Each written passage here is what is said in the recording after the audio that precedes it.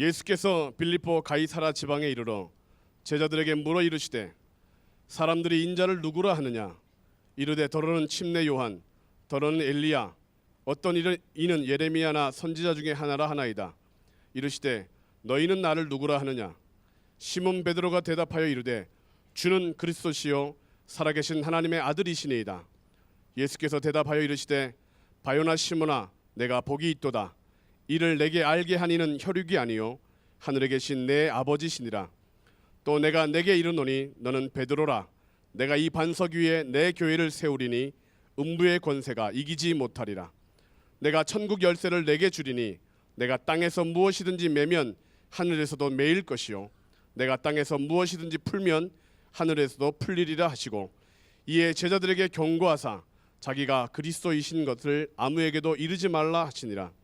이때로부터 예수 그리스도께서 자기가 예루살렘에 올라가 장로들과 대제사장들과 서기관들에게 많은 고난을 받고 죽임을 당하고 제3일에 살아나야 할 것을 제자들에게 비로소 나타내시니, 베드로가 예수를 붙들고 항변하여 이르되 주여 그리 마옵소서, 이 일이 결코 주께 미치지 아니하리이다. 예수께서 돌이키시며 베드로에게 이르시되 사탄아, 내 뒤로 물러가라. 너는 나를 넘어지게 하는 자로다. 내가 하나님의 일을 생각하지 아니하고 도리어 사람의 일을 생각하는도다 하시고, 이에 예수께서 제자들에게 이르시되 누구든지 나를 따라오려거든 자기를 부인하고 자기 십자가를 지고 나를 따를 것이니라. 누구든지 제 목숨을 구원하고자 하면 잃을 것이요 누구든지 나를 위하여 제 목숨을 잃으면 찾으리라. 사람이 만일 온 천하를 얻고도 제 목숨을 잃으면 무엇이 유익하리요? 사람이 무엇을 주고 제 목숨과 바꾸겠느냐? 인자가 아버지의 영광으로 그 천사들과 함께 오리니 그때 각 사람이 행한 대로 갚으리라. 진실로 너희에게 이르노니 여기 서 있는 사람 중에 죽기 전에 인자가 그 왕권을 가지고 오는 것을 볼 자들도 있느니라. 아멘. 이제 강사 목사님 나오셔서 반석이 된 베드로라는 제목의 말씀으로 말씀 증거하실 때 큰 은혜 받으실 줄로 믿습니다. 이제 나올 때까지 우리 예수님 3번 부르고 합심하여 기도하시겠습니다. 예수여, 예수여, 예수여.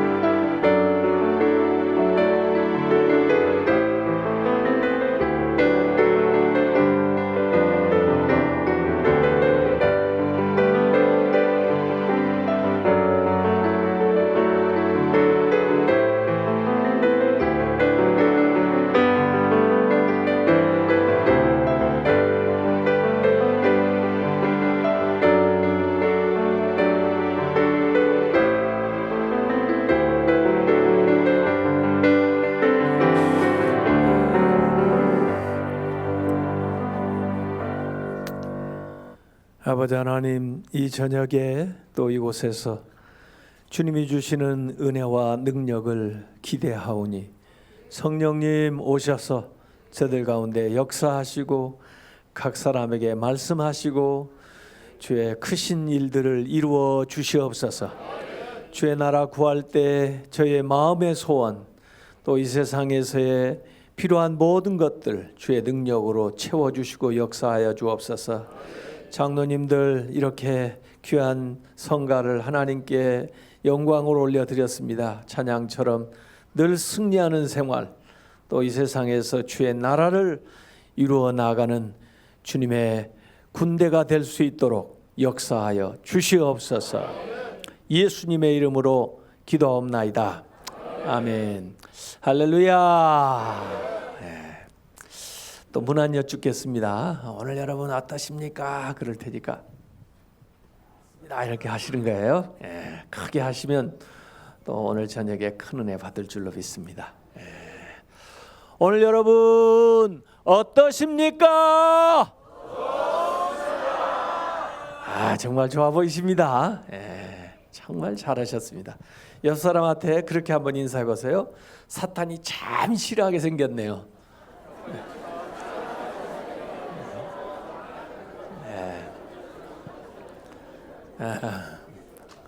우리가 서로 약속했죠. 개들이 싫어하는 것만 골라서 하기로 했죠. 개들이 좋아하는 거 해서는 안 됩니다. 누구 좋아하라고. 그래서 이제 앞으로는 사탄이 싫어하는 것만 골라서 하기로 이렇게 서로 약조를 하고, 또 서로 볼 때 아유 장로님, 사탄이 굉장히 싫어하실 것 같아요. 싫어할 것 같아요. 이렇게 그러면 칭찬인 줄 아세요.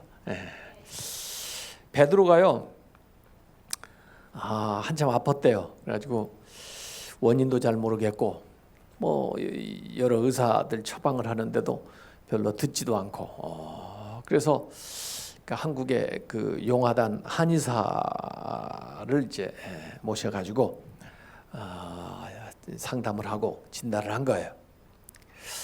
그런데 진짜 아주 그 놀랍게 건강이 회복되고 잠도 잘 자고 이렇게 잘 지내는 거예요. 그래서 궁금하잖아요. 다른 사람들은 다 못 고쳤는데 어떻게 이렇게 한의사님이 잘 고치셨냐고 어떤 분이 와서 물어봤나 봐요. 그랬더니 다른 게 아니고 베드로가 옛날에 예수님을 부인했지 않냐고. 그 집에 그 닭이 울 때마다 그때 생각이 나가지고 그냥 잠을 제대로 못 자고 일어나가지고 식은땀을 쭉 흘리고 그러니까 자기가 그 베드로 보고 그 닭을 잡아가지고 삼계탕을 해먹으라고 그랬대요. 그렇게 그 삼계탕을 해먹고 나서는 이제 뭐 닭이 울지를 않으니까 편안하게 잘 자고 잘 먹고 건강을 회복했다는 얘기가 있어요. 어쨌든 유럽에 이렇게 가보면요, 주로 베드로를 기념하는 예배당 꼭대기에는 십자가도 있지만 그 위에 닭이 있습니다. 닭. 또 그 예루살렘에도 가면은 베드로 통곡교회가 있거든요. 베드로 통곡교회 가도 역시 그 위에 이 닭이 있어요. 닭을 만들어 놨어요. 그래서 그걸 이렇게 보면 베드로도 생각나지만 뭔가 우리한테 일깨워 주는 거예요. 꺾여 그러면서 회개하라, 정신 차려라 이렇게 가르쳐 주는 것 같아요. 그래서 아마 교회 위에다가 그 베드로가 뭐 이제 하늘나라 가셨지만은 우리 보고 각성하라고 이렇게 만들어 놓은 것 같아요. 그래서 오늘 베드로의 얘기를 할 텐데 또 복습을 해야죠. 안드레 이 얘기를 하면서 안드레는 계속 이렇게 개인 전도, 예수님 앞에 인도하는 역할을 해서 정말 작은 일 같으지만은 이 안드레의 그 사역을 통해서 베드로 같은 사람이 주님 앞에 오고 또 어린아이를 통해서 5천 명, 10,000명을 먹이고 또 그 헬라 사람을 통해서 이방에 이제 복음이 전파되는 그런 일들을 이루어 나갔다는 말씀드렸고요. 그 다음에 오전에는 마태 얘기했어요. 마태는 안드레는 제일 처음 제자가 된 사람이지만 마태는 제자들 가운데 가장 극적인 변화가 있었던 사람, 세리였던 사람이 예수님의 제자가 됐으니까 참 세리도 예수님의 제자가 될 수 있나, 이 가능성을 보여준 사람이에요. 다른 사람들은 그래도 그전에도 영적인 걸 사모하고 또 하나님 나라에 대한 관심도 있고 그러다가 이렇게 주님을 만났지만 이 사람은 전혀 다른 일을 하고 있다가 그 예수님을 만났는데, 사실 예수님의 제자들이 이렇게 살펴보시면요, 진짜 그 서로 안 맞는 사람들이 있어요. 예수님의 제자 가운데 열심당원들이 있거든요. 열심당 출신, 뭐 시몬이라든지 가룟 유다도 열심당 출신이라고 그러고 작은 야고보도 열심당 출신인데, 이 열심당 출신들은요, 세리들 또 헤롯 당들이 전부 매국노라고 이렇게 생각하고 있어요. 그래가지고 이 열심당은 원래 칼을 품고 다닌다고 그랬거든요. 칼을 품고 다니다가 그런 사람들 암살하는 거예요. 그러니까 아마 작은 야고보나 시몬이나 이런 사람들 그 암살 리스트에 틀림없이 마태가 올라가 있었는지 몰라요. 그런데 결국은 같이 예수님 제자 됐잖아요. 이런 거 보면은 참 그 주 안에서 전혀 어울릴 수 없는 적대적인 사람들이 이렇게 같이 주의 일을 이루어 나가는 그런 제자가 될 수가 있는 겁니다. 어쨌든 뭘 포기했는데 제자 되면서 가장 많이 포기한 사람이 제가 볼 때는 이 마태가 아니었나 이렇게 생각하는 거예요. 왜냐하면 마태는 그 세리가 그냥 아무나 되는 거 아니거든요. 욕을 먹기는 해도 재물을 많이 모을 수 있고 또 로마 정부한테 인정을 받아야 되고 또 나름대로 그 지위가 있어가지고 행사하던 사람이거든요. 이런 사람이 그걸 다 내려놨다 하는 것은 굉장히 많이 포기한 거죠. 그래서 정말 우리가 주님의 제자가 되려면 포기해야 돼요. 내려놓을 줄 알아야 돼요. 그래서 오늘 저녁에 여러분한테 제가 숙제를 하나 드리는데, 하나님 앞에, 예수님 앞에 이번 집회를 기념해 가지고 권리 포기 증서를 하나 써보세요. 뭘 포기해야 되느냐? 신앙생활 하는데 방해되는 거, 또 주님의 제자 되는데 걸림돌 되는 거, 이걸 한번 생각을 해보세요. 어떤 사람은 그게 주벽일 수 있어요. 예. 술 마시는 거, 이거 마시고 나면은 내가 실수를 하고 잘 믿으려다가 이것 때문에 시험 들고 그렇다. 그러면 이번에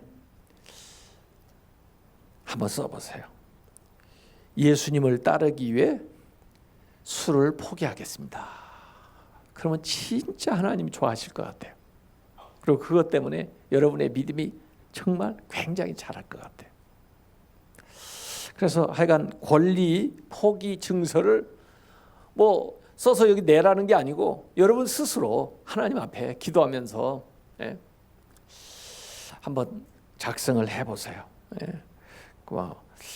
어떤 사람은 뭐 그 포르노 뭐 이런 좋지 않은 그 그림, 이 컴퓨터 이런 데 돌아다니면서, 이 컴퓨터 인터넷에도 뒷골목이 있거든요. 그 뒷골목만 돌아다니면서 자기도 꺼림칙하고 떳떳하지 않고 그런 사람도 있을 수 있을 거예요. 제자가 돼야 되니까 우리가 그거 내려놔야 돼요. 그래서 내가 예수님을 따르기 위해서 앞으로 그런 것을 보지 않겠다, 이렇게 음란한 동영상 이런 거 안 보겠다. 여러분이 스스로 한번 결단을 해보라고요. 그렇게 해서 이 마태는 말이에요. 자기 생계가 다 달려 있고 엄청난 돈벌이가 되는 건데, 나를 따르라 주님의 초청을 딱 받자마자 다 모든 것을 버려두고 주님을 따랐거든요. 그때부터 그의 인생이 달라졌거든요. 그래서 우리가 그렇게 해야 됩니다. 예수님을 우리가 주님 그러죠? 예수님을 주님 그러면 우리는 뭐죠? 우리는 종입니다. 그렇죠? 예수님을 선생님 그렇다면 우리는 뭐이 되죠? 우리는 제자. 근데 예수님을 주님 그랬으면은 우리는 종입니다. 둘로스. 이 종이 좋게 말해서 종이지 사실은 노예예요. 노예. 그러니까 우리 스스로 예수님을 주님 불렀을 때는 제가 예수님의 노예입니다, 이걸 인정하는 거예요. 노예가 되겠습니다, 그렇게 말하는 거예요. 고백하는 거예요. 그렇으면 그렇게 살아야죠. 원래 구약에도요, 스스로 종이 되는 사람이 있습니다. 스스로 노예가 되는 사람이 있어요. 원래는 무슨 포로로 잡혔든지 빚으로 팔렸든지 뭐 어떻게 해가지고 남의 집에 종이 됐는데, 그 집에서 6년 종살이를 하고 나면 안식년이 되면 풀어줘요. 그래서 합법적으로 나갈 수가 있는데, 종노릇을 하다 보니까 그 주인이 너무 좋아요. 그리고 너무 자기를 사랑해주고, 뭐 거기서 풀려나봤자 어디 갈 때도 마땅치가 않고, 이 집에서 그냥 계속 종으로라도 살았으면 좋겠다 하는 경우가 있어요. 그런 경우를 성경에 규정을 해놨어요. 그런 사람이 있으면 스스로 내가 자의로 해방될 수 있지만은, 어디든지 갈 수 있지만은 나는 그러지 않고 이 집에 앞으로 사는 날 동안 종이 되겠습니다. 그런 사람은 제사장 앞에 가가지고 증거하고 그 다음에 증표로 귀에다가 구멍을 뚫으라고 그랬어요. 그래서 요새 여자분들이 귀에다 구멍을 뚫었는지 모르겠는데 원래 그래가지고 누구든지 알 수 있게 이렇게 하는 거예요. 나는 당신의 노예입니다. 이렇게 하는 거예요. 우리는 예수 그리스도를 믿고 주님을 영접한 다음에 하나님이 너무 좋으니까 예수님과 함께하는 게 너무 좋으니까 스스로 주님 부르면서 우리가 노예가 되기로 작정을 한 사람이에요. 그렇으면 그렇게 살아야죠. 근데 요새 교인들이 전부 그렇게 말로는 고백을 하면서 주의 종으로 안 살아요. 이걸 옛날에 이 성도들은 주님의 제자들은 굉장히 영광스럽게 알았다고요. 바울도 그리스도의 종된 나 바울은 이러고 편지를 써요. 베드로도 그리스도의 종 베드로는 하고 편지를 쓰는 거예요. 자기들 스스로 자기들이 종이다. 어떤 사람의 누구의 종이라면 부끄럽겠지만 예수 그리스도의 내가 노예다. 이렇게 하고 나오는 거예요. 근데 성경의 한 대목을 제가 우선 꼭 보고 싶은 게 있었는데요. 이 종에 대한 이야기가 예수님께서 비유를 들어서 하셨는데 그 누가복음 17장에 나와요. 누가복음 17장 7절부터 이런 말씀이 나옵니다. 누가복음 17장 7절에 너희 중 누구에게 밭을 갈거나 양을 치거나 하는 종이 있어서 밭에서 돌아오면 밭일을 잔뜩 하고 양을 치느라고 아주 사실 힘들었는데 밭에서 돌아오고 나서 그더러 곧 와서 앉아서 먹으라 말할 자가 있느냐. 밭에서 이러고 왔는데도 배도 고픈데 집에 와가지고 뭘 하느냐면 주인이 음식을 준비해 놓고 기다리는 게 아니에요. 자기가 이제 부엌으로 들어가서 음식을 또 준비해서 자기가 먹는 게 아니에요. 우선 주인 먼저 먹게 해드리고 그 다음에 또 기다려 먹을 때까지. 먹고 나면 그때 먹는다는 거예요. 이거 보세요. 도리어 그더러 내 먹을 것을 준비하고 띠를 띠고 내가 먹고 마시는 동안에 수종 들고 너는 그 후에 먹고 마시라 하지 않겠느냐. 이 종이 그렇게 되는 거예요. 주인이네 수종을 이렇게 드려요. 또 그렇게 했다고 명한 대로 하였다고 종에게 감사하겠느냐. 감사하는 말도 안 해. 그런데 이와 같이 너희도 명령을 받은 것을 다 행한 후에 이르기를 우리는 무익한 종이라 스스로 그러는 거예요. 제가 무익한 종입니다. 우리가 해야 할 일을 한 것뿐이라 할지니라. 그 당시에 종이 어떻게 하는가를 예수님이 그대로 그들에게 얘기해 준 거예요. 그러면서 우리가 정말 주님의 종된 삶을 살려면은 그 사람들 봐라 말이야. 종이 어떻게 하는지. 물론 예수님은 하나님은 그렇게 인색한 주인은 아니지만은 우리를 그렇게 학대하는 주인은 아니지만은 우리 종으로서는 그런 자세, 각오를 가지고 있어야 된다는 거예요. 그래서 일이 왜 이렇게 나는 많아? 일이 끊임없잖아. 밖에서 일하고 왔는데 또 안에서 또 일하라고 그래? 이런 게 아니에요. 일을 기꺼이 무슨 일이든지 내가 해야 될 일이야. 다 받아들이는 거예요. 또 자기가 할 일을 당연하게 여기는 거예요. 아유, 내가 이렇게 잘해드렸는데 감사하다는 얘기도 없어. 뭐 고맙다는 말도 안 해. 잘했다고 칭찬도 안 해줘. 이건 종의 태도가 아니에요. 아유, 뭐 내가 당연히 해야 될 일을 했지 뭐. 이렇게 생각을 하는 거예요. 그리고는 좋은 거 있으면 전부 주인에게 영광을 돌리는 거예요. 주인께서 이렇게 하셔가지고 주인이 다 덕이 많으셔서 주인이 다 도와주셔서 뭐 이렇게 하고 저는 해야 될 일을 했을 뿐입니다. 참 저는 무익한 종입니다. 요게 노예 종의 태도다고 말이에요. 그러니까 우리가 예수님을 나의 주인이다, 주님 그렇게 불렀으면은 최소한 우리는 이런 자세를 가지고 살아가는 거예요. 그래서 성경이 둘로스 종에 대한 이야기가 많이 나오는데요.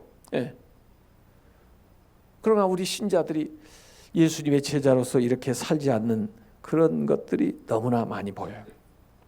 CCC 창시자인 빌 브라이트 목사님, 그분 묘를 저는 안 가봤는데 하여간 그 묘에 묘비명에 그렇게 써 있다고 합니다. 그리스도의 노예 빌브라이트 이렇게 써놨답니다. 어쨌든 우리가 세상의 종이 아니고 어떤 사람의 종이 아니고 그리스도의 종이라는 것을 영광스럽게 여기시기 바랍니다. 그리고 정말 그 종의 자세를 마음가짐을 가지고 주님을 섬기면서 주님의 일을 하도록 우리가 그렇게 살아가야 됩니다.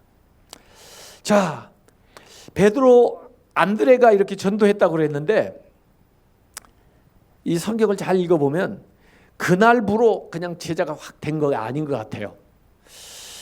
물론 그때 이제 예수님을 처음 만나긴 했지만 그러나 실제로 다시 예수님한테 이렇게 부름을 받은 것은 누가복음 5장에 보면 그 물고기 못 잡다가 물고기 잡은 사건을 통해서 이제 예수님의 이제 제자로 완전히 이제 그물을 버려두고 고기 잡는 거 그만두고 이렇게 따르기 시작을 해요. 그러니까 이 베드로 기사가 성경에 많이 나오는데요. 전부 읽어보면 굉장히 베드로는요,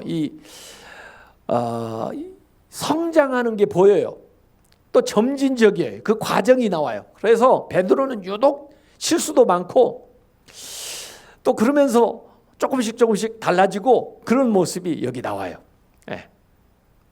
이 베드로의 원래 그 예수님께서 아람어로 게바다 그랬는데 게바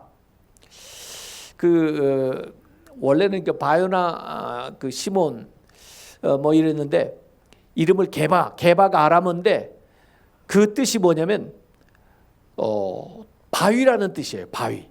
그래서 헬라어로 말하면 페트라, 베드로 이런 뜻이에요. 그래서 그 사람 이름은 아람어로는 게바 그리고 예수님이 주신 이름이 이제 베드로인데 베드로라고 이렇게 불렸는데 그 베드로 그 이름을 오늘 이 마태복음 16장에 가서는 베드로라 그리고 반석이다 이렇게 아주 좋게 해석을 해주셨는데 저는 이렇게 성경을 가만히 보면 베드로가 원래부터 처음부터 반석이 된 게 아니고 원래는 그냥 돌멩인데 큰 돌멩인데 그 예수님을 따라다니면서 또 예수님과의 관계를 통해서 그 돌멩이가 다듬어져 가지고 결국 반석이 된 거예요. 예수님께서 그 비유하실 때 그 네 종류의 밭의 비유에 대한 말씀을 하신 적이 있는데 씨는 똑같은 씨인데 밭에 따라서 결과가 달라지는 거예요.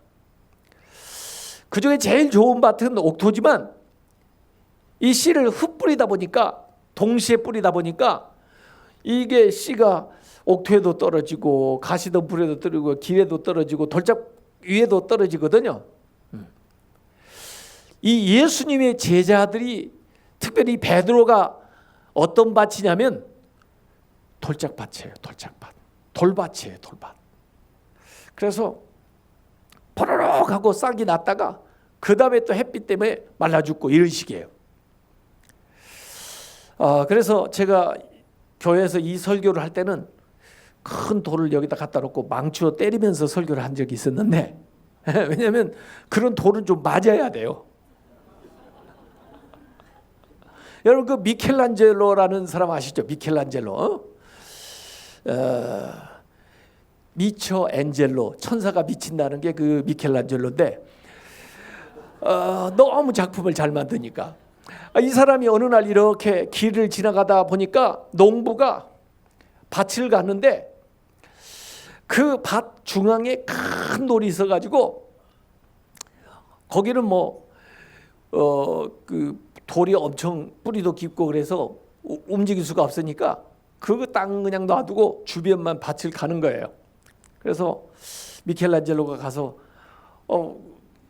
이 돌 치워줄까요? 그랬더니 그러면 감사하죠. 이 농사 짓는데 이게 굉장히 장애가 되고 이게 땅이 이거 버리고 있는데 근데 이게 뿌리가 깊어가지고 어지간해서는 안 돼요. 그래서 알았다고 그래가지고 내가 무료로 이거 옮겨주겠다고 그래가지고 마차고 뭐 사람들 인부들 불러가지고 이걸 진짜 돌을 뽑았어요. 그래가지고 자기 작업실로 옮긴 거예요. 그리고 흙을 갖다 메워준 거예요. 예? 그리고는 망치 하나 들고 아침에 일어나면 매일 그걸 두드리는 거예요. 똥똥똥똥. 그 안에 누구 있어? 똥똥똥똥 두드리는 게 계속. 예. 작업 구상을 하는 거예요. 또 돌 재질을 이렇게 확인하는 거예요. 계속 통통통통통통 치면서. 그러면서 이제 작품을 구상하라는 거죠.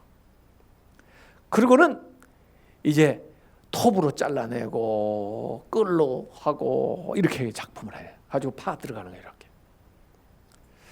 그래가지고 만든 작품이 모세상입니다. 모세상. 세상에 단 하나밖에 없는 걸작품을 만든 거예요. 예? 들판에 돌아다니는 돌, 예? 농사하는데 거추장스러운 그 돌을, 그 장애물을 가져다가 이 조각가가, 이런 세계적인 작가가 그 안에 있는 모세상을 불러낸 거예요. 기자들이 인터뷰한 거에 나와요. 미켈란젤로 보고 당신은 어떻게 이렇게 만드는 것마다 걸작품을 만드냐 그랬더니 그거 뭐 어려운 게 아니다. 돌에서 필요 없는 부분만 떼어내면 그게 나온다 그래요. 아니 그 말은 쉽지. 필요 없는 부분만 떼어내면 그게 나온다는 거예요. 이 미켈란젤로요. 제가 그 사람을 연구하려고 많이 돌아다녀 봤습니다. 그 사람 작품 전하는 데도 많이 가보고 뭐 그 이태리도 가보고 그랬는데 그 사람이 그 조각 작품을 44개 작품을 했는데 44개 중에 완성품은 완전히 끝낸 작품은 14작품이고 30작품이 미완성 작품이에요. 근데 그 미완성 작품도 사실은 대단해요. 이를테면 아폴로 슬래시 데비드, 아폴로인지 데비드인지 그 작품이 아폴로 슬래시 데비드예요. 근데 왜 그런가 하고 보니까 앞에는 정교하게 다 조각을 다 끝냈는데 뒷면을 아직 안 끝낸 거예요. 근데 뒷면을 어떻게 처리하느냐에 따라서 이게 다윗이 될 수도 있고 아폴로도 될 수 있는 거야. 야, 그러니까 이 바위에서 사람이 쏙 나오다가 다 걸린 것 같아요. 그 작품을 보면은 뒤에가 안 끝내가지고 앞에는 쫙 사람의 모습이 나오는데 뒤에가 미완성이거든요. 이렇게 미완성 작품이 많아요. 그래서 이 사람은 이렇게 미완성 작품이 많나? 아마 저하고 좀 비슷한 성격이 있는 것 같아요. 미켈란젤로가. 저도 설교를 한 개를 이렇게 전부 쓰질 않고 보통 설교를 한 10개쯤을 이렇게 같이 준비하거든요. 이거 조금 준비하다가 이거 조금 준비하다가 이거 조금 준비하다가 또 이거 조금 준비하다가 이렇게 하거든요. 그래서 저는 설교가 잘한다고 그래요. 제 그 파일 안에 설교가 앞으로 오래 할 것들이 있는데 어떤 것은 5개월 동안 있었던 것도 있고 1년 있었던 것도 있고 이렇게 조금씩 준비를 하니까요. 예? 가지고 쫙 봐가지고 오늘 상황하고 또 좀 맞는 거 준비가 제대로 어느 정도 많이 된 거 그거 하나 갖다가 이제 정리를 해서 하거든요. 근데 만약에 제가 지금 탁 죽어버리면 어떻게 되겠어요? 미완성이 쫙 남아 있겠죠. 예? 그런 것 같아요. 이 사람이 작품 하나를 완전히 끝내질 않고 이걸 조금 하다가 여기 가서 조금 하다가 이렇게 했던 것 같아요. 그러니까 미완성 작품이 그렇게 많이 남죠. 어쨌든 간에 그 사람의 눈으로 딱 봤을 때 가능성이 있는 돌 이걸 정확하게 보고 그 다음에 그걸 갖다 놓고 그걸 확인하면서 이 안에 뭐이 들었는지를 그가 확실히 마음속에 그리고 그 다음에 그 구상대로 파고 들어가서 그걸 끌어내면 그 모습이 나오는 거죠. 그래서 제가 이 베드로를 예수님이 딱 만났을 때 진짜 그 가버나움의 들판에 뒹구는 짠돌 같은 녀석을 만난 건데 예수님 생애 기간 동안에 그를 갈고 닦고 예수님은 원래 목수잖아요. 목수 어떤 목수냐면 집 짓는 목수예요. 예수님이 집 짓는 목수예요. 그렇기 때문에 예수님이 연장이 많다고요. 그 연장 가지고 이걸 다루는 거예요. 그래서 자를 건 짧고 두드릴 건 두드리고 팔 건 파고 닦을 건 닦고, 광낼 건 광내고, 그래가지고 작품을 만들어낸 게 지금 우리가 알고 있는 베드로고, 사실 이 복음서에 기록된 것만 쫙 보면은 베드로도 참 엄청 많은 시행착오를 거치면서 나가는 사람이에요. 근데 이제 베드로의 생애를 시작한 거 누가복음 5장하고 또 마치는 거 요한복음 21장 그 복음서 이 두 개를 보면요, 이렇게 사이클이 가요. A, B, C 이렇게 가요. A-, B-, C 이렇게 가요. 그러면 A는 뭐냐? 실패. 근데 실패 가운데에서 예수님을 만나가지고 그 다음에 고백을 해요. 고백. 그리고 그 고백을 예수님이 듣고는 사명을 주셔요. 그래서 A, B, C로 가는 거예요. 실패에서 고백으로, 고백에서 사명으로 이렇게 가는 거예요. 보세요. 그래서 누가복음 5장에 보면은 새벽같이 사람들이 예수님의 말씀을 들으려고 모여왔어요. 그런데도 베드로는 안드레한테 예수님 소개도 받았으면서도 고기 잡으러 갔어요. 그 전날. 고기가 잡힐 리가 있어요? 고기를 못 잡았어요. 하루 종일 밤새 고기를 잡으려고 노력을 했는데, 그래서 이제 아침이 돼가지고 자기들은 저쪽에서 그물을 정리하고 있어요. 그물을 정리해놔야 그 다음에 그날 밤에 또 가서 고기를 잡을 거 아니에요. 정리하고 있어요. 근데 사람들은 이렇게 몰려 들어가지고 예수님 말씀 듣겠다고 일종의 그 호기심이죠. 아직 예수님을 알아보자 또 그렇게 해서 사람들이 몰려온 거예요. 그래서 예수님이 가만히 보니까 어디 발을 둘 데가 마땅치가 않아 가지고 이 사람들은 언덕에 이렇게 쫙 평풍처럼 둘러 앉은 거예요. 그래서 보고 이 베드로, 요한, 야고보 이 사람들에게 부탁한 거예요.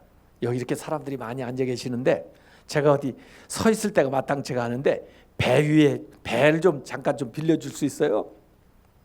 그랬더니 뭐 그렇게 하시죠. 그래가지고 배를 빌려준 거예요. 그래서 예수님이 그 베드로의 배 위에 쓰셔가지고 앉아 있는 사람을 향해서 말씀을 전하는 것이 누가복음 5장입니다. 배 위에서 전했으니까, 설교했으니까 이게 무슨 복음이에요? 선상수훈이에요. 선상복음이에요. 그렇죠? 산 위에서 한 것은 산상수훈이고 이건 배 위에서 하는 거예요. 배 위에서. 그런데 누가복음 5장에 그 선상수훈 내용이 나와요? 안 나와요? 안 나와요. 산상수훈은 마태복음 5장, 6장, 7장에 이렇게 나오잖아요. 내 팔복도 나오고 기도에 대해서도 나오고 뭐 염려하지 말라는 얘기도 나오고 용서에 대한 이야기도 나오고 뭐 주기도도 다 나오잖아요. 예? 근데 이 누가복음 5장의 선상수훈은 예수님이 분명히 중요한 말씀을 하셨을 텐데 내용이 안 나와요. 말씀을 하시고 말씀을 마치시고 뭐라고 했는지는 안 나오는 거예요. 사람들은 대개 말씀 듣는 것보다 2부 순서가 더 관심이 많을 수도 있어요. 왜냐하면 호기심 있는 사람들은 뭘 좀 이렇게 먹을 걸 준다든지 뭐 무슨 누가 병을 고친다든지 뭐 이런 걸 아마 그래서 아마 그 내용은 별로 기록을 안 해놓은 것 같아요. 어쨌든 예수님이 이 배를 잠깐 빌렸었으니까 물어보는 거예요. 아까 그물을 정리하고 있던데 고기 좀 잡았어요? 그랬더니 물어보나 만하죠. 고기를 잡았으면 저쪽에 어디 고기가 많이 쌓였을 텐데 말이에요. 그랬더니 아유 참 이상한 밤이에요. 우리가 그렇다고 노는 것도 아니고 밤이 맞도록 수고를 했는데 아무것도 못 잡았습니다. 그게 뭐예요? 실패죠. 어부로서 실패죠. 그렇죠? 어부는 고기를 많이 잡아가지고 만선의 깃발을 달고 오는 게 어부의 꿈이에요. 그런데 실패를 지금 고백하는 거죠. 실패했습니다. 그 예수님이 그에게 얘기하는 거예요. 그러면 나하고 같이 가서 저 깊은 곳에서 한번 그물을 한번 내려볼려? 그냥 예수님을 전혀 모르는 사람이었다면 베드로가 아유, 관두세요. 당신이 뭘 안다고 그래요? 예? 당신 뭐 목수라며? 목수가 이걸 뭘 알아? 내가 이 바닥에서 30년이야.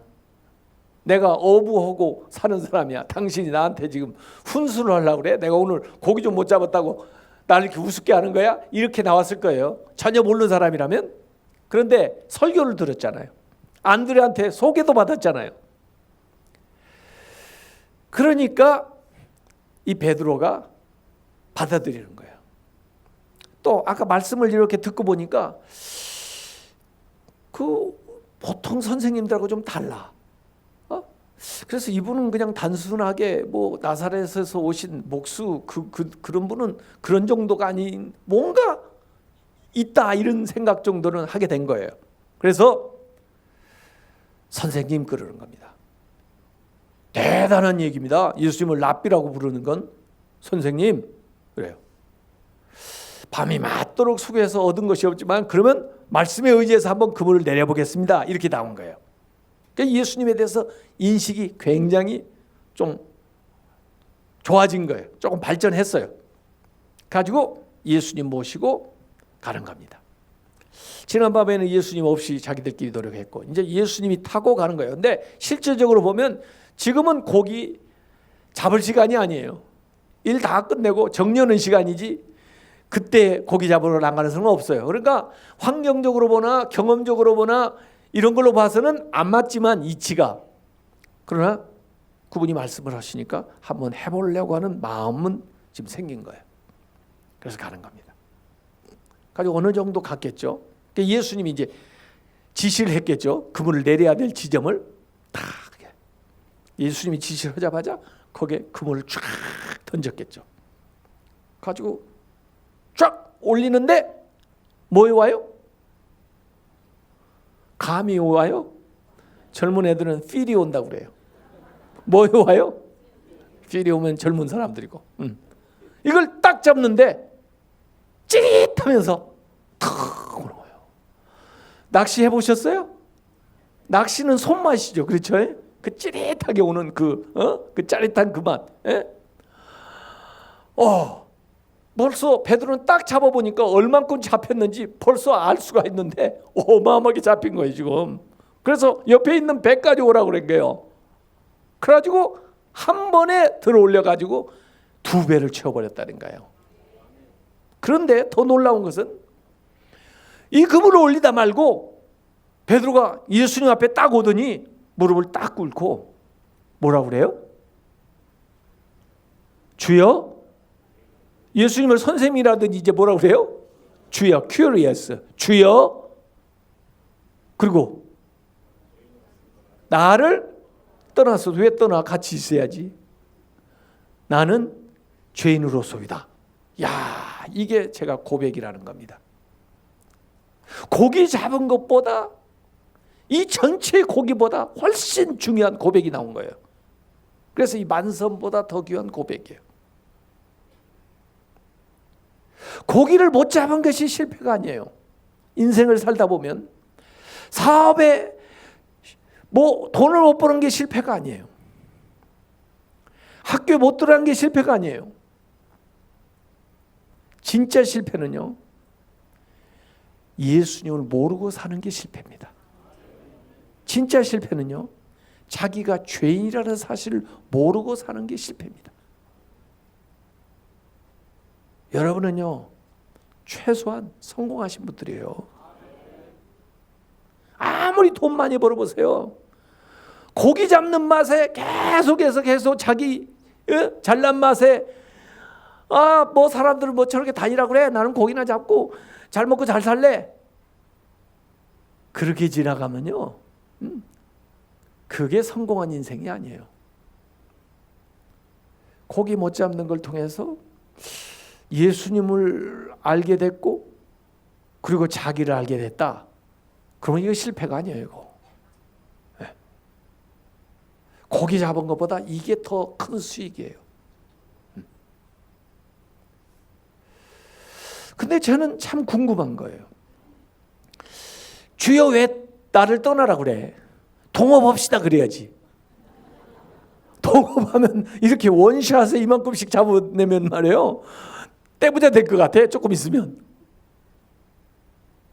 근데 왜 나를 떠나서서 그랬을까? 왜 고기를 잡아놓고 뜬금없이 죄인이라고 했을까? 이게 궁금한 거예요. 저는 궁금하면요, 질문성 기도를 합니다. 저는 주로 철야를 많이 하는 편인데요. 여러분들은 철야 얼마나 하세요? 가끔 철야 하세요? 저는 뭐 거의 매일 철야하다시피 하는데요. 철야하는 방법 가르쳐 드릴까요? 저같이 철야하면 쉬워요. 가르쳐 드릴까요? 네. 자기 전에 질문을 하는 거예요. 하나님 앞에 질문성 기도를 하는 거예요. 왜 그래요? 저 같으면 동업하자고 할 것 같은데 저기 이거 궁금해요. 예수님, 하나님 좀 가르쳐 주세요. 왜 떠나라고 그러죠? 이렇게 질문을 해요.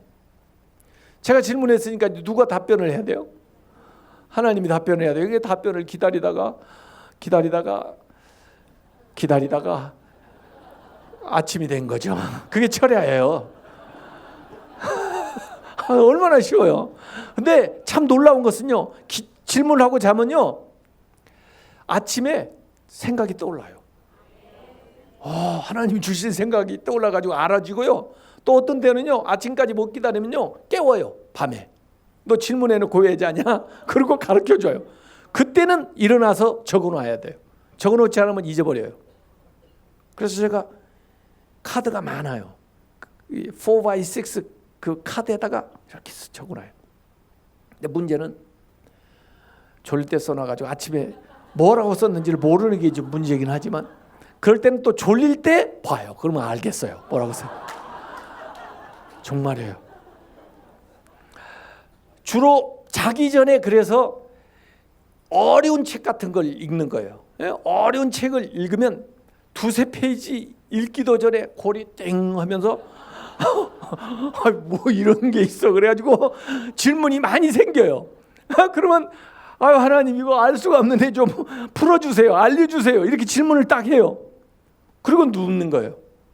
기다리다가 아침이 되는 거죠. 그런데 그 밤에 이해를 못했던 것이 아침에 이해가 돼요. 진짜라니까요. 그러니까 이게 그냥 자는 거하고 질문하고 자는 거하고는 완전히 달라요. 질문을 하고 자면 철야가 돼요. 네. 그래서 여러분들 일방적으로만 막 하나님 앞에 쏟아놓지 말고 가끔 이 질문을 하세요. 질문. 궁금한 걸 질문을 하세요. 여러분 앞길에 대해서도, 자녀에 대해서도, 헌신에 대해서도, 믿음에 대해서도, 말씀에 대해서도 자꾸 질문을 해보세요. 질문이 있으면요, 답이 옵니다. 요새는요, 21세기는요, 좋은 질문을 추구하는 시대예요. 좋은 질문만 여러분이 던질 수 있으면 위대한 발명품이 나옵니다. 정말이에요. 하나님이 영감을 딱 줍니다. 그래서 좋은 질문을 추구하세요. 좋은 질문을요, 계속 던져보세요. 계속 던지면 거기에서 새로운 아이디어가 생기고 새로운 역사가 일어날 테니까요. 제가 질문을 했더니 하나님이 가르쳐주는 게, 야, 베드로가 형광등이야. 아까 설교할 때 아래서 들었잖아. 그때 이 얘기해야 될 것, 그때 고백해야 될 것을 이제서 하는 거야. 그때는 긴가민가 하고 있다가 안 될 것 같은, 될 것 같지 않았던 이 일이 되는 걸 딱 보니까 이것이 사실이면 아까도 사실이겠네 해서 아까 고백해야 될 것을 이제 하는 거예요. 주여, 나를 떠나소서, 내가 죄인으로소이다. 그러니까 예수님이 뭐라고 설교했는지 적혀 있지는 않지만 추정이 가능한 게, 예수님이 죄에 대해서 얘기를 하셨을 거고, 예수님이 당신이 오신 목적에 대해서 얘기했을 거고, 하나님 나라에 대해서 얘기를 하셨을 거라고요. 그런데 자기가 체험하기 전에는, 자기가 실제 생활에서 그것을 부딪혀가지고 그 말씀을 실행해 보이기 전에는 긴가민가 생각하는 거예요. 그래서 절대로 설교는 여기서 끝나지 않습니다. 여기서 들은 말씀을 단 한 가지라도 여러분의 삶의 가정에, 사업에 적용을 한번 하고 한번 실천을 할 때, 그때 여러분들이 그 말씀의 능력을 경험하는 거고, 그때 그 말씀의 열매를 여러분이 따먹게 되는 거예요. 그게 아무 어디 사소한 일이라도, 그게 고기 잡는 일이라도 그래요. 가정 살림을 하는 일이라도 그래요. 그걸 통해서 영적인 것이 온다니까요. 이렇게 우리가 실제로 실천하면서 살면 그 이 고백을 하는 거예요. 그랬더니 예수님이 사명을 주는 거예요. 이제 네가 사람을 취하리라. 사람 낚는 어부가 된다는 거죠. 고기 낚는 어부하고 사람 낚는 어부는 완전히 같은 것 같으면서도 달라요. 고기 낚는 어부는 살아있는 고기 잡아가지고 회 쳐먹는 거예요. 그렇죠? 쳐먹는다고 그래요. 회는요. 사람 낚는 어부는 죽어있는 사람을 건져다가 살리는 거예요. 인생이 완전히 바뀌는 거예요. 네? 그래서 지금껏 그렇게 애쓰고 구했던 그것을 버려두고 이걸 구했어요. 지금까지는 이걸 얻으면 최고로 알았어요. 그런데 그걸 막상 잡고 왔는데 예수님을 딱 보니까 예수님이 더 영광스러워가지고 이게 빛을 싹 잃어버린 거야. 내가 이게 세상 전부인 줄 알고 살았으면 어쩔 뻔 알았어. 에? 이걸 버려두고 예수님을 따르는데, 자, 제가 옛날에도 와서 이 얘기를 여러분에게 한 적이 있어요. 2011년에 왔을 때. 근데 기적이 오늘 아침에 일어난 게 아니고 기적은 어제 저녁에 일어났다 그랬어요. 베드로가 고기 잡은 것이 기적이 아니라, 자, 한번 제가 물어볼게요. 어부가 고기를 잡은 게 기적이에요? 어부가 하루 종일 고기 한 마리도 못 잡은 게 기적이에요? 어떤 게 기적이에요? 그렇죠. 어부가 뭔데? 어부는 고기 잡는 사람인데 어떻게 밤새도록 한 마리도 못 잡을 수가 있냐 말이에요. 그게 기적이에요. 당신이 실패한 게 기적입니다. 잡은 것만 기적이 아니야. 그래서 오늘 아침 고기 많이 잡은 것만 기적이 아니고 어제 저녁에 이미 기적이 일어났는데, 전부 보면은 하나님께서 이 베드로를 잡으려고 어제 저녁부터 작업을 하신 거예요. 작업을 하신 거예요. 어떻게 작업을 했어요? 가가지고 그물을 던질 때마다 배 아래서 하나님이 고기를 대피시키는 거야. 이쪽으로 피해라, 저쪽을 피해라. 그러는 바람에 못 잡은 거예요. 모르셨죠? 이 배 위에서도 밤새 고생했겠지만 하나님도 주무시지 못하고 계속 이 고기 쫓고 계셨다고, 밤새. 왜? 얘들 잡으려고. 얘들이 고기 잡는 맛에 인생에 대해서, 사명에 대해서, 뭐 말씀에 대해서 생각도 않고 살아. 언제까지 그렇게 살 거예요? 그래, 하나님 이놈들 안 되겠다 가지고 팔 걷어붙이고 그 전날 찾아온 거예요. 우리 믿는 사람들은요, 실패를 해도요 그냥 실패하는 게 아니에요. 뭔가 거기서 뭔가를 발견해야 돼요. 그러면요 그 실패는 실패가 아니에요. 더 값진 것을 얻어낼 수가 있어요. 네. 실패한 것이 안타까운 게 아니에요. 거기에서 뭔가를 발견하지 못하고 뭔가를 배우지 못하니까 안타까운 거죠. 그 실패를 또 반복하니까 안타까운 거지. 세상에 실패하는 사람이 어디 있어요? 실패하고 성공하고 실패하고 업앤다운 하면서 전반적으로 올라가고 그러지, 성공만 한 사람이 어디 있어요? 성공만 한 사람들은요 또 믿을 만한 게 못 돼요. 그 사람들은요 또나 다 큰 성공, 작은 실패 이런 것들을 반복하면서 나가는 거예요. 그래서 실패를 통해서 또 배우면 더 값진 것을 얻을 수가 있고요. 이렇게 되는 거예요. 이렇게 해서 이제 다 버려두고 주님의 종이 됐는데, 그렇다고 해서 이분들이 금방 대단한 사람이 된 게 아니에요. 베드로 같은 사람은 특별히 다혈질적인 사람이에요. 이 사람이요.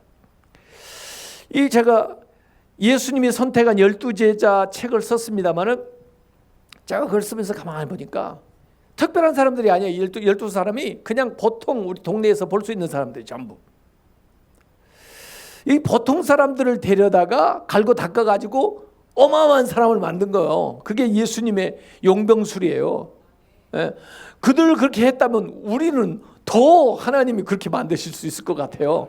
예. 그런데 이 성격이 각각 달라요. 사람들이 기질이. 그래서 대체로 기질을 얘기하는 사람들 보면 다혈질, 베드로 같은 사람, 담즙질, 바울 같은 사람, 우울질, 도마 같은 사람, 점액질 뭐 이런 식으로 네 가지 종류를 하는데 기질 조사를 해보면 그 기질에 장점도 있는가 하면 단점도 있어요. 장점만 있는 사람은 없어요.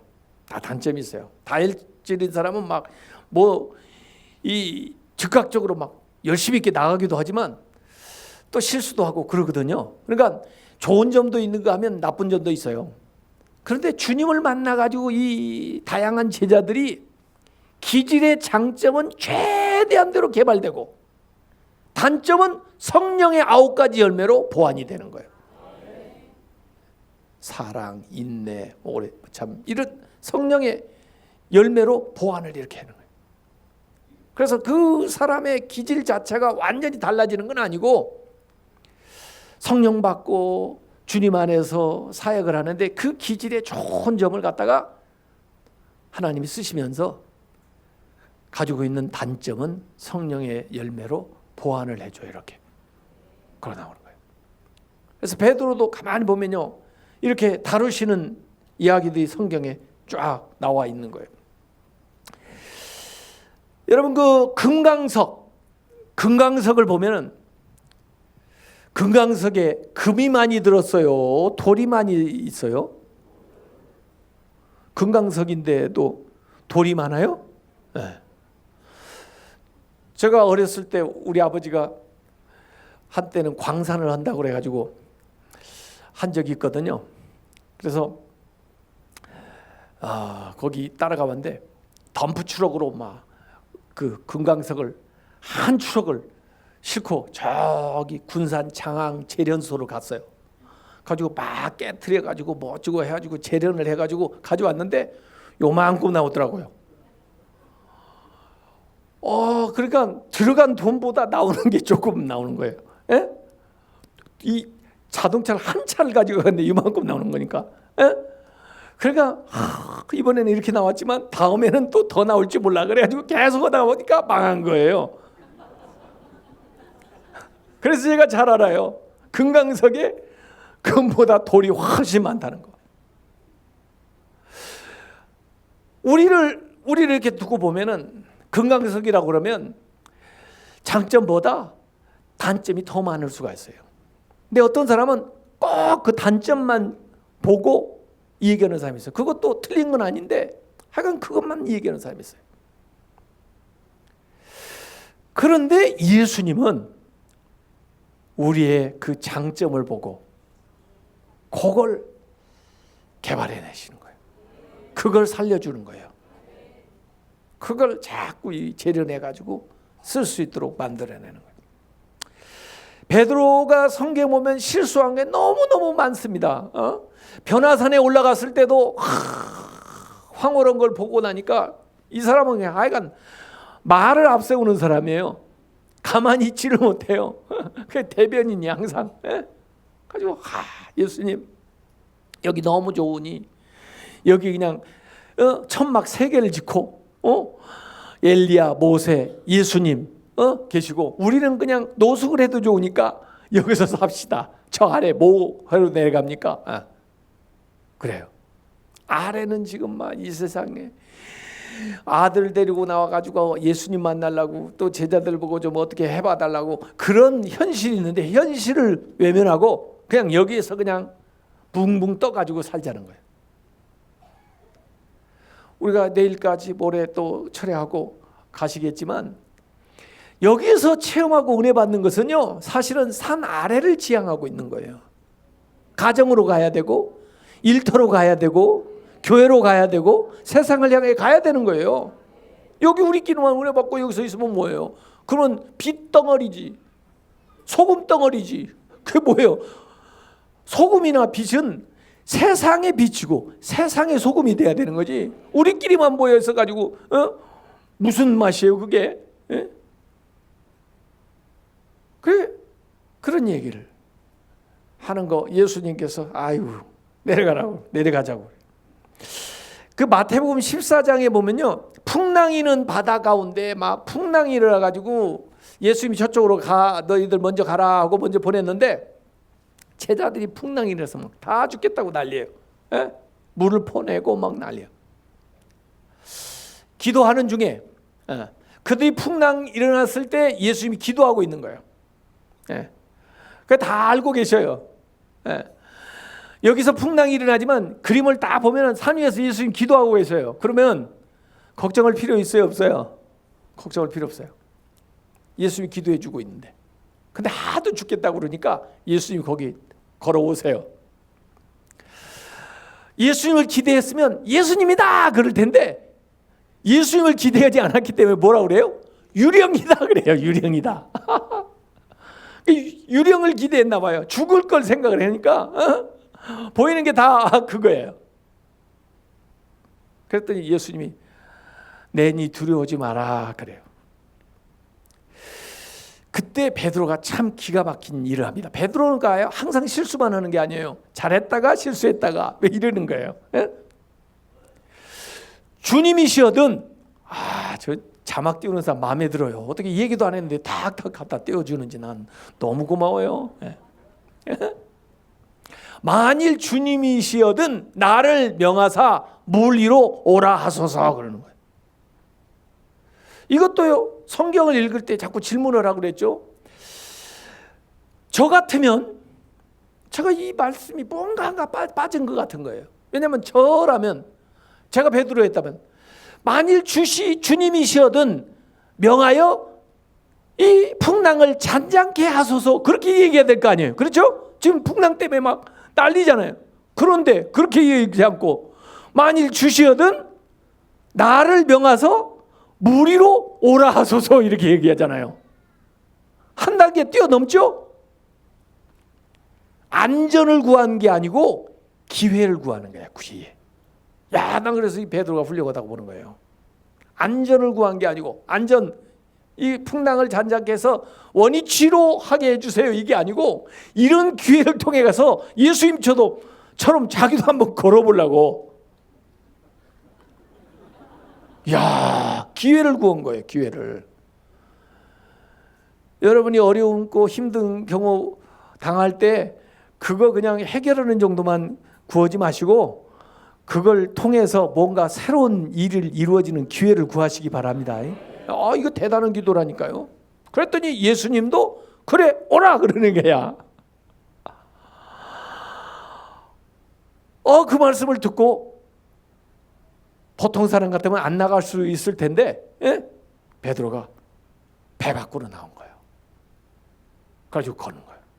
그래서 제가 좋아하는 말이 간이 배 밖으로 나왔다. 그걸 좋아해요. 왜냐하면 밖으로 나오질 않으면 걸을 수가 없는 거예요. 걸으려면 물 밖으로 나와야 돼. 근데 믿음으로 발을 띄니까 물 위로 걸어가는 거예요. 이렇게. 나중에 빠지기는 했어도 그게 어디예요? 걸어봤잖아요. 여러분 한 발짝이라도 걸어봤어요? 한 발짝도 못 걸었잖아요. 근데 베드로는 최소한 걸었어요. 언제 걸었느냐? 주님만 바라볼 때 걸었어요. 주님만 바라보면 주님의 그 법칙이 나한테 딱 임해가지고 이 중력의 법칙을 깨트려버리는 거예요. 세상의 법칙을 깨트려버린 거예요. 주님의 그 능력이 나에게 딱 임해서 주님처럼 걷게 되는 거예요. 주님만 바라보시기 바랍니다. 근데 걷다가 갑자기 제정신이 드러나 봐 이제. 이상하다. 어떻게 사람이 이렇게 걸을 수가 있어? 그러면서 보니까 진짜 풍랑이 여전히 일고 있는데 그걸 보자 어떻게 됐어요? 빠졌어요. 그래서 두 가지를 다 해본 사람이 이 사람이 걸어보기도 하고 빠져보기도 하고 그 차이를 아는 사람이에요. 걸을 때와 빠질 때의 차이를 아는 사람이에요. 걸을 때는 주만 바라볼 때, 빠질 때는 주님에게서 눈을 뗄 때. 아셨죠? 그래가지고 죄야 이렇게 손을 내밀면서 빠져가는 거예요. 그러니까 예수님이 딱 붙더니 왜 의심하였느냐 이 믿음이 없는 자야. 그러는 거예요. 야, 대단해요. 어쨌든 우리가 주만 바라봐야지 주도 바라볼지라 그러면 안 돼요. 다른 것도 보고 주도 바라볼지 이러면 안 돼요. 주님만 바라봐요. 그래서 이때도 덩 한 대 맞으면서 배우는 거죠. 아, 그렇구나. 주님만 바라보고 살아야 되겠구나. 세상에 관심 두고 우리가 은혜 받고 내려가야 되겠다. 이래야 되는 거죠. 만약에 의심이 일어나고 풍랑이 막 일어날 때 뭐라고 해야 돼요? 나는 너를 이미 해결했다. 그래야죠. 왜냐하면 배 밖에 나올 때 그때 이미 해결한 거예요. 그런데 왜 해결한 문제로 다시 돌아갑니까? 에? 이미 걷고 있는데 왜 그거에 대해서 의심을 합니까? 그래서 빠지는 거죠. 로이드 존스라는 분은 그런 말을 썼더라고요. 낚시 금지. 낚시 금지.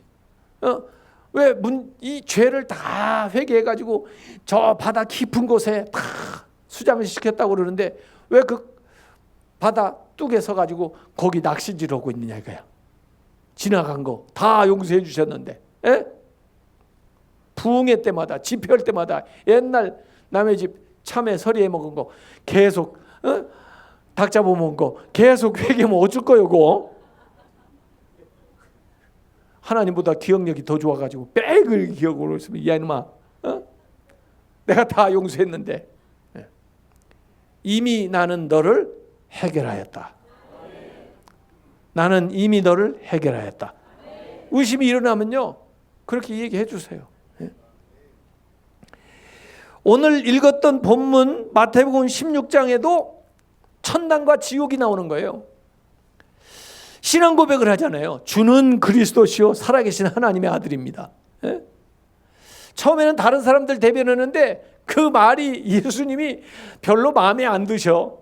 뭐 사람들은 대단한 얘기를 했죠. 무슨 뭐 침례 요한이네, 무슨 뭐 선지자네, 뭐 엘리야네, 뭐 별 얘기 다 해도 아유 예수님이 그 인간 레벨에서 훌륭한 사람이 아니거든요. 그래서 예수님이 너희들은 남의 의견 말고 하여간 네 얘기를 해봐라. 뭐 안 좋은 의견도 있었지만 그건 얘기를 안 했는데도 예수님 만족을 못하고 물어보는 거예요. 그때 또 역시 성질 급한 베드로가 주는 그리스도시요 살아계신 하나님의 아들입니다. 이 대답이요 너무 예수님 마음에 들었을 뿐만 아니라 어떻게 칭찬을 해요? 이거 네가 네 가문이나 세상을 통해서 알아낸 게 아니라 성령이 너한테 알려준 거다. 그러니까 뭐 완전히 100점. 그리고 거기에다가 천국 열쇠가 베드로가 가지고 있다는 게 아니고 그런데 사실 그림을 보면요 옛날 성화를 보면 베드로는 꼭 열쇠를 가지고 있어요 이렇게. 그리고 로마 교황청도 위에서 보면 열쇠 구멍 모양으로 만들어놨어요. 근데 어쨌든 그건 뭐냐면 이 고백이 천국 가는 열쇠라는 거예요. 베드로가 그런 게 아니고 이 고백이 있어야 천국 가는 거예요. 주는 그리스도십니다. 하나님의 아들이십니다. 그걸 내가 믿습니다. 그게 신앙 고백이에요. 그게 있어야 천국 간다 이거예요. 천국 열쇠. 그리고 그게 교회의 기초다. 교회라는 것이 건물이라기보다도 그것을 고백하는 사람들이 교회예요. 그 모임이. 그래서 반석. 그 위에 내가 교회를 세운다. 이렇게 말씀하시네. 그리고 얼마나 이 칭찬을 받았는지. 그 예수님이 이제 이쯤 고백을 했으면 이제 앞으로 당할 일을 얘기해도 이제 이해를 할 수 있겠구나 하고는 십자가 얘기를 하시는 거예요. 당할 고난 얘기를 하는 거예요. 그러니까 또 이번에 아까 히트 쳤으니까 또 한번 히트 쳐보려고 절대 그래서는 안 됩니다 하고 나서는 거예요. 어떻게 예수님한테 그런 일이 있습니까? 그래서 십자가를 말려하는 거예요. 그러니까 예수님이 뭐라고 그래요? 사탄아 물러가라. 아니 아까는 성령을 대변하더니 이번에는 사탄을 대변하는 거야. 너는 나를 넘어지게 하는 자로다. 예. 왜 하나님의 일은 생각하지 않고 사람의 일만 생각하냐? 이렇게 예수님이 얘기를 하시잖아요. 이런 이야기들이요, 아마 베드로가 사역을 하면서 다 간증을 했었던 것 같아요. 내가 이런 실수를 했고 이런 잘못을 했고 이때 이렇게 혼났고 이런 생각이 그랬고 그러다 보니까 이 간증을 들은 이 마가가 마가복음을 쫙 쓰고 또 거기 이 다른 복음서에도 그걸 같이 쓰고 이렇게 하다 보니까 우리가 이 베드로의 이 비리에 대해서 우리가 잘 알게 된 건데, 이거 사실은 자기가 다 이걸 고백할 수 있다고 하는 것은 자기는 거기에서 이제 많이 벗어났다는 얘기죠. 그만큼 성장했다는 얘기예요.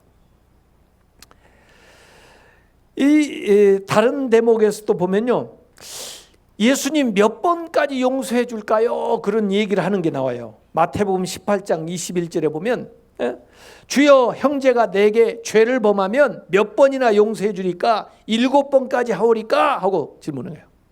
7번은 이 완전 숫자예요. 굉장히 많이 쓴 거예요. 근데 예수님께서는 7번이 아니라 70번에 70번까지도. 그러니까 몇 번이에요? 70 곱하기 70 490번. 그렇죠? 까지도 용서라. 7번뿐 아니라 7번을 참 70번. 7번을 70번이니까 490번이죠. 그죠? 네, 77, 40, 490번. 그러니까 여러분이 잘 기억하고 있어야 될 것 같아요. 너는 지금 50번째다. 너는 지금 100번을 달려가고 있어. 근데 솔직히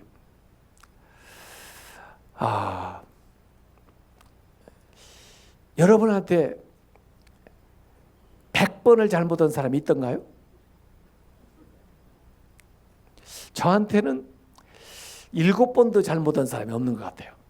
왜냐하면 나는 7번 가기 전에 그 사람하고 상종을 안 해요. 그래서 더 이상 나한테 잘못할 일이 없어. 그 사람이 그 전에 끝나. 나는 제가 490번 잘못한 사람은 있어요. 제 아내.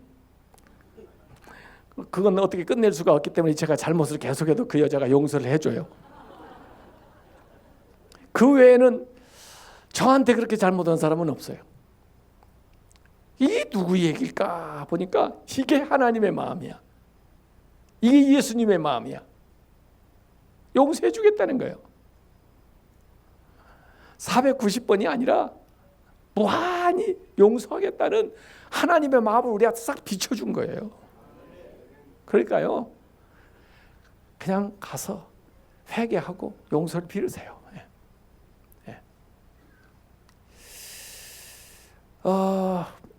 이렇게 세상 살다 보면요, 제가 요새 얼마 전에 이렇게 알게 됐는데,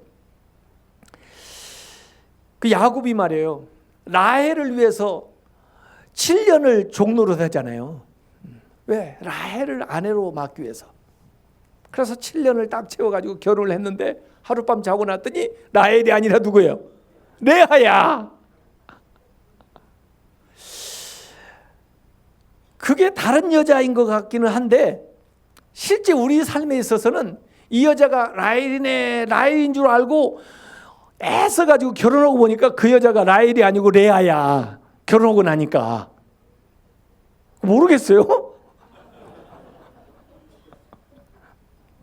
내가 이 직장이 나한테는 가장 이상적이고 가장 좋은, 저기만 가면 뭐 더 이상 바랄 것이 없는 라헬인 줄 알고 그렇게 스펙을 쌓고 그렇게 고시를 준비해가지고 딱 그 직장에 가서 보니까 이게 라헬이 아니고 레아야. 인생이 그렇다니까요. 그래서 사람을 그렇게 기대할 거 없어요. 세상 일을 거기에다가 그냥 목맬 게 없다고요. 그래서 자꾸 실망하는 거예요. 하여간에 여기 마음 좀 넓혀라 이거예요. 뭐 자기만 잘난 것처럼 그러지 마라 이거예요. 이 발 씻기는 사건도 요한복음 13장에 나오는데요, 자기 차례가 되니까 다른 사람들 다 발 씻겼는데 자기는 또 안 된다. 유별나게 행동을 해요. 제 발을 절대로 못 씻깁니다. 그러니까 또 예수님이 설명을 해주잖아요. 내가 네 말을 시키지 않으면 너하고 나하고 상관이 없어. 그러니까 이제 또 말을 바꿔가지고 그러면요 목욕을 다 시켜주세요. 그러면 야, 참 유별난 사람이 이 사람 아주 별난 사람이요. 야, 목욕 온 사람은 발만 씻어도 돼. 이런 에피소드가 성경에 많이 나오는 거예요. 또 마태복음 26장 31절부터 보면은 너희가 나를 다 버리리라 그래요. 그러면은 다른 사람들은 뭐 그저 그러는데 베드로는 말이에요. 그 말을 못 견디는 거예요. 가지고 나와서 또 잘난 체를 하는 거예요.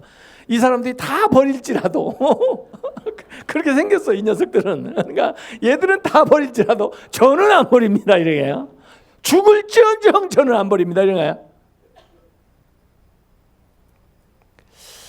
예수님이 그 말씀을 하셨던 의도는 너희들 나쁜 놈들, 못된 놈들 그런 게 아니고 미리 가르쳐 주는 거예요. 너희들이 이렇게 될 때가 온다. 그래도 나는 너희들 기다릴 거다. 그러고 난 다음에도 돌이키고 와라. 여기에 예수님의 초점이 있어요 사실은요. 그래서 미리 예수님이 그것도 모르시고 찰떡같이 나를 믿었는데 내가 나중에 부인을 했다고 보세요. 그러면 제가 돌아갈 염치가 있어요? 그렇기 때문에 예수님이 미리 문을 열어놓은 거야. 제가 어렸을 때 말썽을 부리고 막 그러면 우리 어머니가 이놈아 집에 나가 이놈아 그렇게 못된 짓 하고 그러면 못 나갈 줄 알아. 그리고 저도 나가잖아요. 그런데 그날따라 집이 일찍 불이 꺼지고 가보면 문도 안 잠고 나서 그럼 몰래 들어가요. 나는 몰래 들어간 줄 알고 가서 이렇게 자죠. 누가 문 열어놨어요? 어머니가 문 다 열어놓고 불 끄면 들어오라고 그러는 거죠. 예수님이 하시는 일이 지금 그거예요. 앞날에 대해서 미리 내가 다 알고 있다는 거. 그럼에도 불구하고 나는 너희들을 기대하고 만나자는 거. 이걸 예수님이 얘기하는데도 앞에 얘기한 거 그거 받아들일 수가 없는 거예요. 내가 실패한다니 내가 실수한다니 나 자존심이 그럴 수가 없어. 얘들은 그렇다 할 때 저는 안 그럽니다. 이렇게 나오는 거야. 그랬더니 예수님 아주 구체적으로 얘기해 주잖아요. 닭 울기 전에 내가 나를 3번 부인하리라 이렇게 구체적으로 얘기해 주시잖아요. 예? 그랬어요. 그러고 나서 어디를 갔느냐? 겟세마네 가지고 기도하는 겁니다. 기도하는데 이 예수님은 정말 땀방울이 핏방울이 되도록 그렇게 기도를 하셔. 겟세마네. 그 겟세마네의 기도의 핵심은 뭐냐면 내 뜻대로 마시고 아버지 뜻대로 되기를 원하나이다. 이렇게 기도하는 거예요. 그래서 십자가의 정신이 뭐냐면 아버지의 뜻대로 되기를 원합니다. 한 게 십자가 정신이에요. 오늘 우리가 자기 십자가를 지고 예수님 따라오는데 우리가 뭐 요새 예수 믿는다고 어느 뭐 이슬람권이나 저기 북한이나 뭐 이런 데처럼 핍박받는 거 아니잖아요 지금요. 네? 지금 예수 믿는다고 오히려 존경받고 그러지 예수 믿는다고 누가 우리한테 불이익을 줘요 지금? 네? 그러면 십자가를 어떻게 줘요? 내 뜻대로 마시고 아버지의 뜻대로. 우리 삶에 있어서 내 뜻과 아버지의 뜻이 상충될 때 내 뜻대로 말고 아버지 뜻대로 되기를 원하고 그 아버지 뜻대로 살아가는 것이 십자가를 지는 신앙이에요. 베드로가 부인을 하지 않겠다고 그랬으면 같이 기도해야 될 거예요. 예수님하고. 예? 그 기도를 돕고 자기들도 기도해야 되는데 계속 잠만 자요. 3번씩 깨웠는데 계속 잠만 자요. 예수님이 야 1시간도 너 나와 함께 깨있을 수 없니? 그래. 그런데 잠만 자요. 그러고 나서 어떻게 예수님을 부인하지 않겠어요? 에? 기도해야 육신을 이길 수 있잖아요. 기도해야 결심한 대로 할 수 있잖아요. 에? 기도해야 하나님 뜻대로 살 수 있잖아요. 기도도 안 하고 그렇게 할 수 있다면은 자기가 뭐 예수님보다 더해요? 예수님은 그 십자가를 앞둬놓고 이렇게 겟세마네에서 땀방울이 핏방울이 돼도 기도하시는데 말이에요. 잠만 자고도 그거 할 수 있으면 자기들이 뭐 영역이 더 세요? 그래서 기도 안 할 때부터 알아봤다니까. 가지고 어린 소녀 앞에서도 걔가 뭐 죽인다는 것도 아니에요. 고발한다는 것도 아니에요. 그런데도 모른다고. 심지어 저주까지 하고 갔어요. 이런 것들도 다 깨져야 돼. 이렇게 해가지고 지나갑니다. 자, 아까 제가 A, B, C, A-B, C-로 간다고 그랬죠. 요한복음 21장에 가면은 예수님이 이제 부활하셨는데, 그러고는 무덤까지 확인한 사람인데 이 뭘 하고 있는지 제자들이요 모여가지고 고기를 잡고 있어요. 고기 잡으러 가자. 베드로가 이제 나도 네 그래 고기 잡으러 가자. 근데 그날따라 역시 고기를 한 마리도 못 잡았어요. 앞에 누가복음 5장에서의 실패는 인생살이의 실패지만, 세상살이 하다가 실패한 거지만, 이 요한복음 21장에 고기 못 잡은 이 실패는 신앙생활의 실패예요. 내가 제자라면서 예수님 따른다면서 예수님 위해서 목숨을 바친다고 그러면서 그대로 살지 못하는, 그걸 그대로 보여주는 거예요. 근데 예수님은요 꼭 그 자리에 나타납니다. 우리가 실패할 때, 우리가 어려움을 겪을 때, 우리가 참 어느 기로에 놓였을 때 예수님이 찾아오시는 거예요. 가지고 말을 거는 거죠. 뭐 고기 좀 잡았어? 그랬더니 글쎄 고기가 하나도 없네요. 못 잡았어요. 그랬더니 그 우측에다 한번 금을 좀 던져봐요. 뭐 우측 좌측 할 거 없이 다 던져봤는데 새삼스럽게. 그래서 그 말씀대로 한번 던져가지고 그물을 올리려고 하는데 뭐에 와요? 필이 와.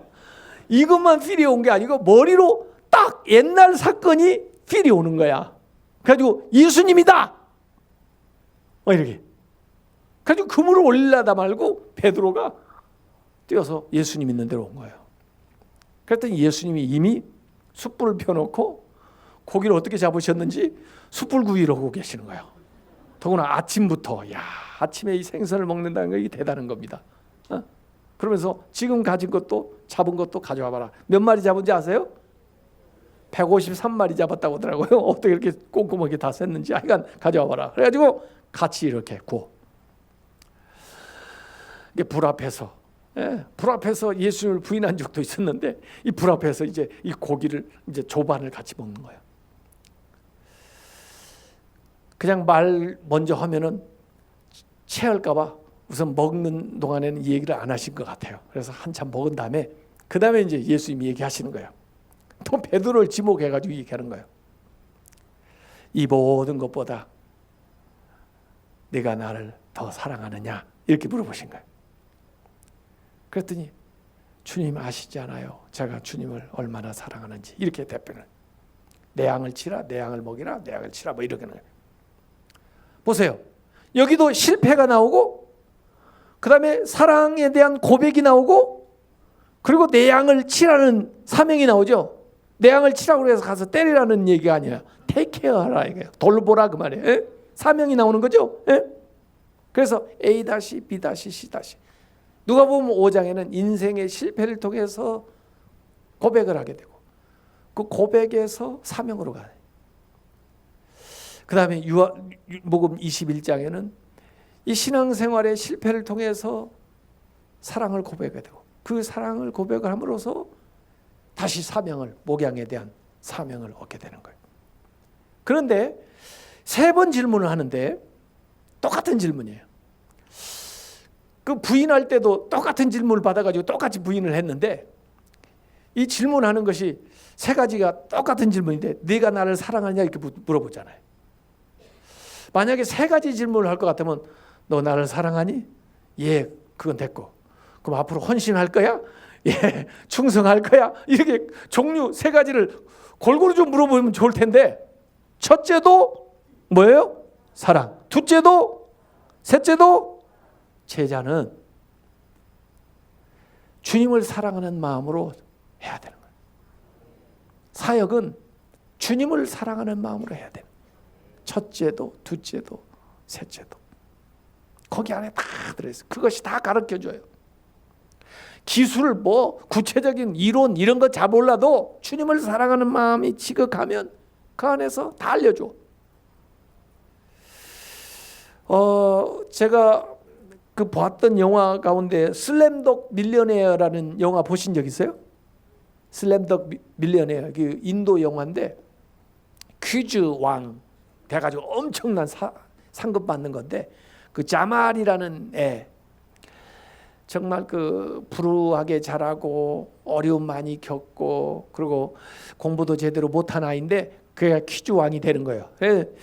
어떻게 이런 일이 있을 수가 있냐, 문제가 유출돼서 부정을 하는 거냐, 또 정말 제가 천재냐 뭐 이러는데, 얘는 진짜 자기가 그렇게 맞출 걸 생각을 못했는데 문제를 듣고 보면 자기 지난 옛날 과거 이야기가 그 문제 속에 나오는 거예요. 이렇게.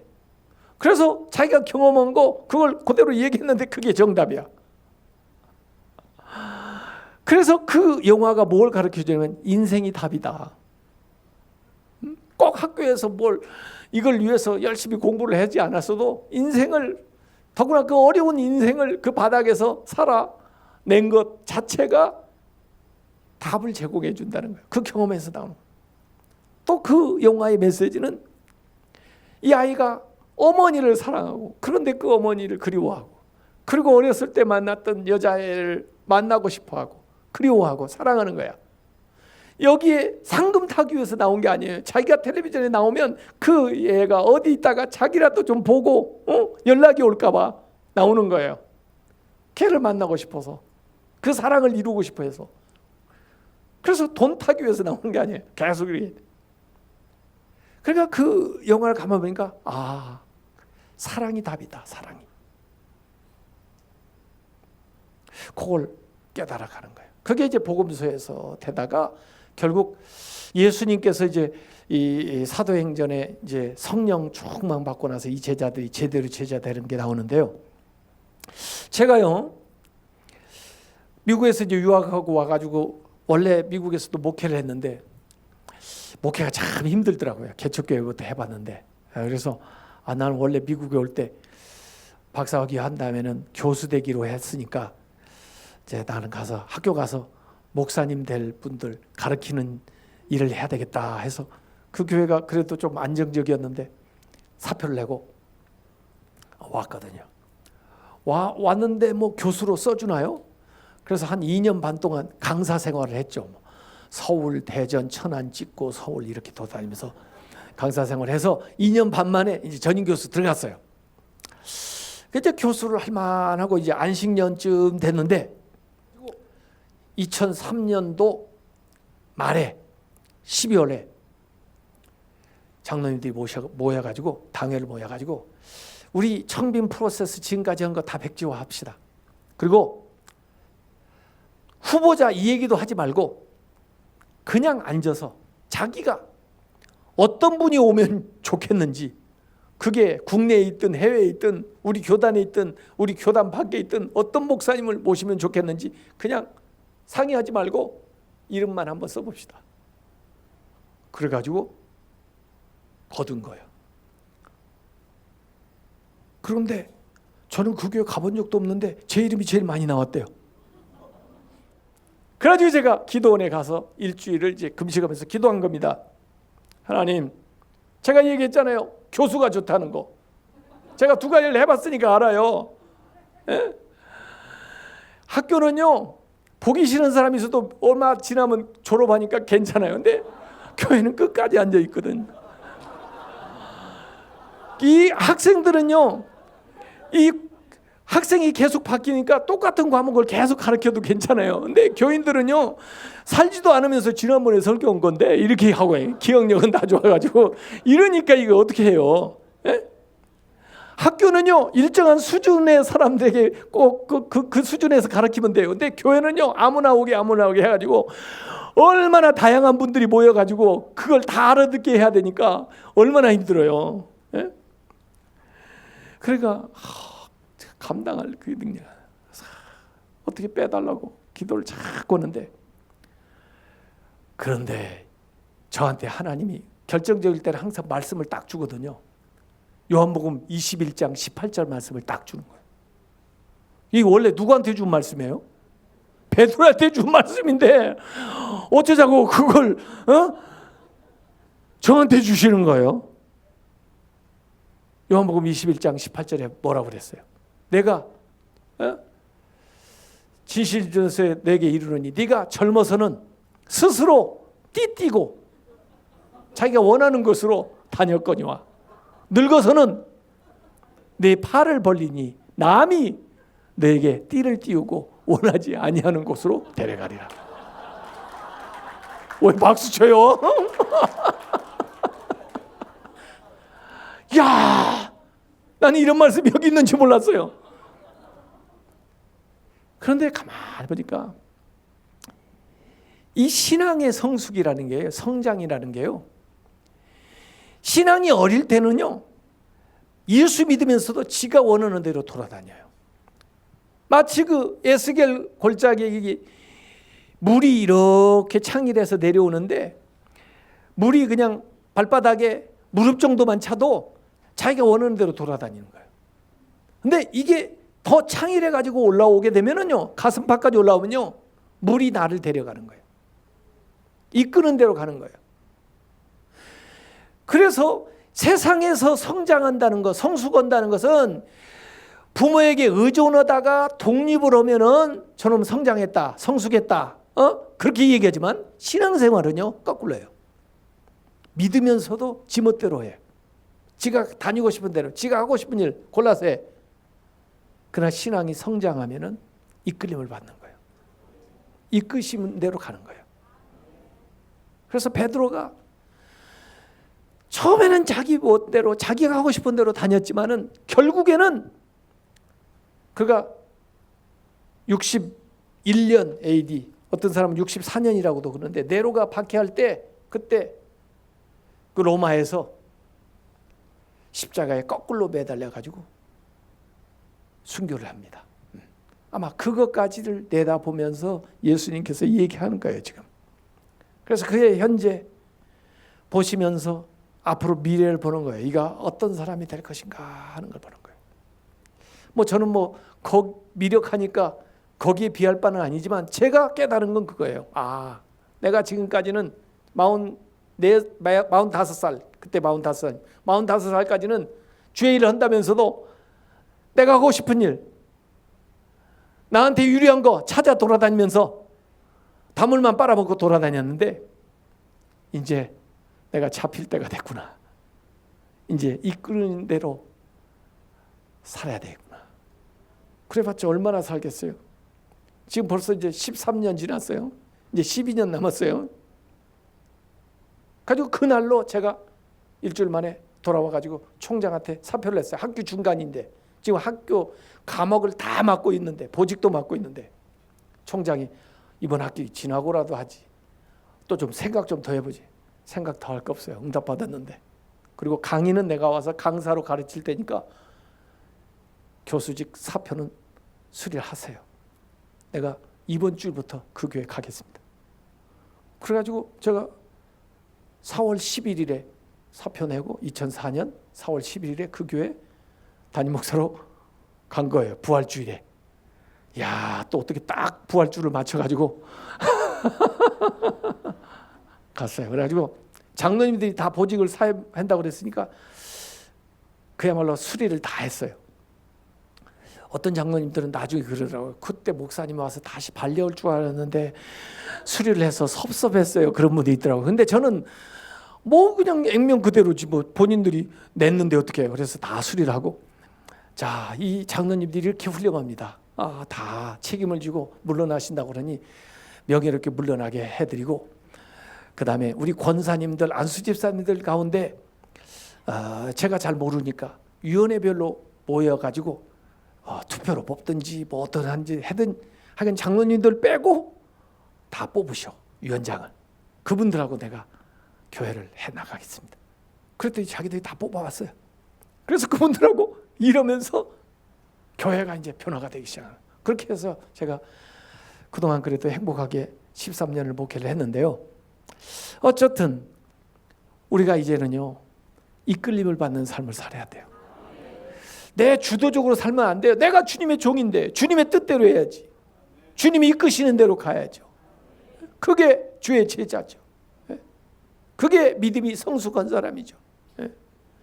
그래서 베드로처럼 주님의 이끌림을 받는 그런 삶을 사시기를 주님의 이름으로 축원합니다.